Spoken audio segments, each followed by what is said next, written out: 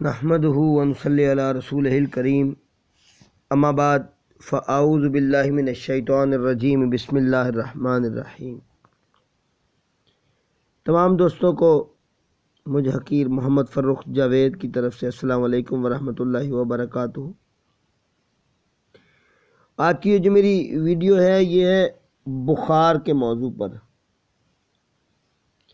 کہتے ہیں کہ بخار نہیں اترتا اور ڈاکٹر سے دوائی لے لے کے تنگ آ گیا، بخار نہیں اترتا۔ اس موضوع پہ آج یہ ویڈیو بنا رہا ہوں، لیکن اب سب سے پہلے یہ بات کرتا چلوں کہ اکثر دوست میرا موبائل نمبر مجھ سے مانگتے ہیں میسیجز کے اندر، یا میرے فیس بک اکاؤنٹ کے اوپر آ کے میرا موبائل نمبر مانگتے ہیں، تو میں اپنا موبائل نمبر لکھ دیتا ہوں۔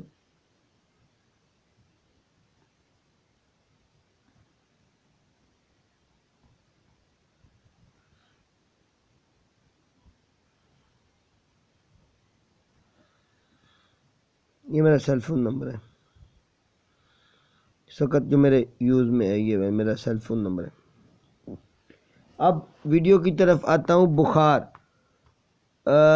کئی لوگ ہوتے ہیں جن کو باری کا بخار چڑھتا ہے، کئی ہوتے ہیں مقصد کہ ان کو کسی طریقے سے چڑھتا ہے، کئی کسی طریقے سے چڑھتا ہے۔ جو بخار کا مسئلہ ہے، ٹائیفائڈ ہو، ملیریا ہو، یا جو بھی بخار ہو جو نہیں اتر رہا، ڈاکٹر تنگ آ گئے ہیں، اس کے لیے سب سے ضروری میں ایک تعویذ آپ لوگوں دوستوں کی خدمت میں پیش کرتا ہوں۔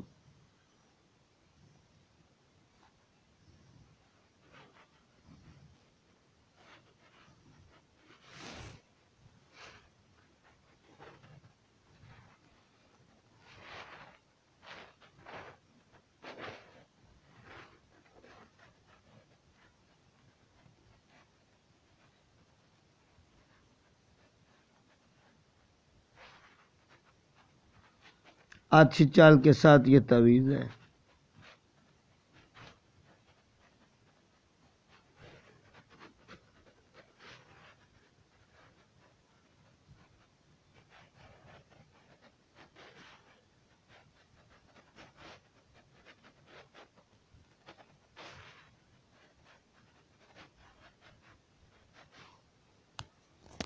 شیاطین والے میرے پاس بارہا اعمال ہیں نقوش کے، جن کے ساتھ بہت سارے کام لیے جاتے ہیں۔ میرا اللہ قادر ہے ہر چیز کو کرنے پہ، بالکل جائز ہے، کوئی ناجائز نہیں ہے اس معاملے کے اندر۔ یہ تعویذ لکھا جائے، لکھ کے اس کو لپیٹ کے 7 جوتے لگائے جائیں، اور لگانے کے بعد جس کو بخار ہوتا ہے اس کے الٹے پیر پہ یعنی لیفٹ فٹ کے اوپر یہ باندھ دیا جائے، اور اگر رات کو باندھا ہے تو صبح تک باندھا رہے، اگر صبح باندھا ہے تو اگلی صبح تک باندھا رہے۔